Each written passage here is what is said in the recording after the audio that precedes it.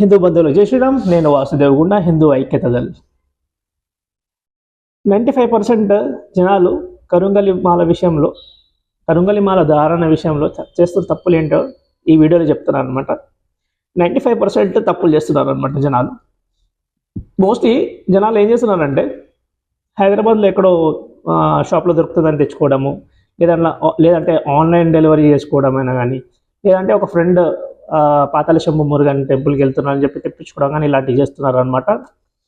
ఇలా ఎవరైతే ధరించారో కరుంగలి మాల, అనవసరంగా ధరించినట్టే దాన్ని తీసేసి పక్కకు పెట్టడం బెటరు. నేను చెప్పినట్టు వేసుకోండి, తద్వారా మీకు బెనిఫిట్స్ అనేవి వస్తాయండి. బెనిఫిట్స్ వస్తాయని చెప్పి మాత్రం వేసుకోకండి.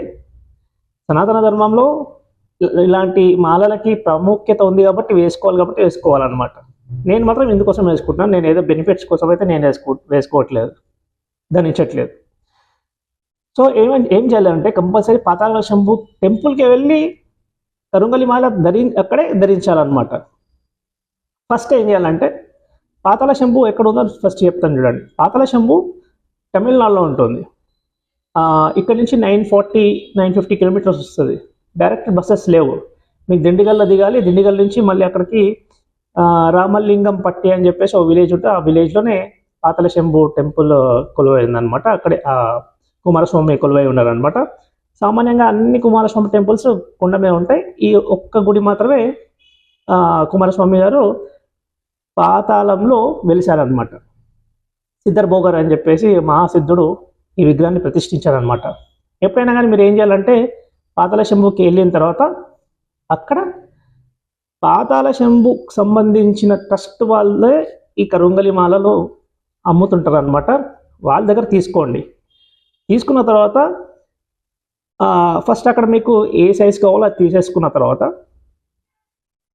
కిందికి వెళ్ళాలి దర్శనానికి వెళ్ళిన తర్వాత అక్కడ గుడిలో చూడండి, కుమారస్వామి మెడలో అన్ని కరుంగలి మాల ధరించేసి ఉంటాయి అనమాట. అవి పూజలు చేస్తారనమాట. 45 days దాకా పూజలు జరుగుతుంటాయి అనమాట.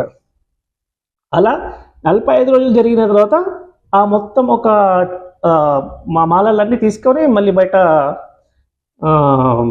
ఎక్కడైతే ట్రస్ట్కి సంబంధించిన స్టాల్ ఉంటుందో అక్కడ ఇస్తారనమాట. ఆ 45 days అయిన పూజలు అయిన కరుంగలి మాలనే మనం ధరించాలన్నమాట. ఫస్ట్ ఏమవుతుందంటే, ఎక్కడైతే స్టాల్ దగ్గర పెడతారు కదా, ఆ మాలను తీసుకొని ఒకసారి లోపలికి వెళ్ళిన తర్వాత అయ్యగారు చేతికి ఇస్తే, అయ్యగారు ఏం చేస్తారంటే మళ్ళీ కుమారస్వామి మెడలో వేసి, లేదంటే కుమారస్వామి చేతికి వేసి పూజ చేస్తారనమాట. పూజ చేసిన తర్వాత మనకి అయ్యగారి చేతితోటే అంత శుభం జరగాలని చెప్పేసి ధారణ, అంటే ఎలా అయితే గురుస్వామి మనకు మాల వేస్తారో, ఎలా అయితే వేస్తారో అలాగే వేయించుకోవాలన్నమాట. ఇది కరెక్ట్ ప్రాసెస్ అనమాట.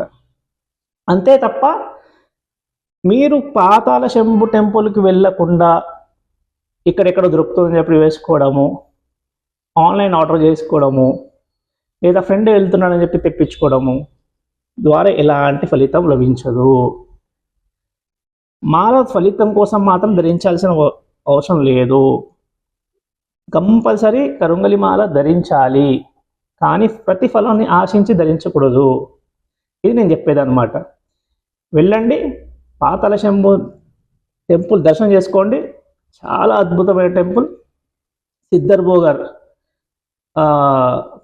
మన కుమారస్వామి విగ్రహాన్ని ప్రతిష్ఠించారనమాట. చాలా పవర్ఫుల్ టెంపుల్. మా రిలేటివ్లో ఒక అమ్మాయికి కన్సీవ్ ప్రాబ్లం అయితే నేను మొక్కుకున్నాను. ఇప్పుడు షీ ఈజ్ ఫైన్, తను కన్సీవ్ అయ్యింది. ఏదైనా కానీ మనం చెప్పుకోవద్దు, పేర్లు చెప్పడం అలాంటివి చేయొద్దు. ఎందుకంటే మనం ఏంటంటే, మనకు దేవుడిచ్చింది ఏంటంటే మొక్కడమే మనకిచ్చిన మొక్కాలి అంటే ఒకరి గురించి మనం మొక్కడమే మనకిచ్చిన దేవుడిచ్చిన శక్తి అనమాట. దేవుడిచ్చిన వరం అనమాట. అంతే తప్ప అందులో మన గొప్పతనాన్ని చాటింపు చేసుకోవడం తగదనమాట. ఏదైనా కానీ వెళ్ళండి. హైదరాబాద్ నుంచి 940 kilometers ఉంటుంది. చాలా అద్భుతమైన టెంపుల్. ప్రతి ఒక్కరు దర్శనం చేసుకోవాల్సిన టెంపుల్ అనమాట. జై శ్రీరామ్. హర హర్ మహాదేవ్. శంభో శంకర్.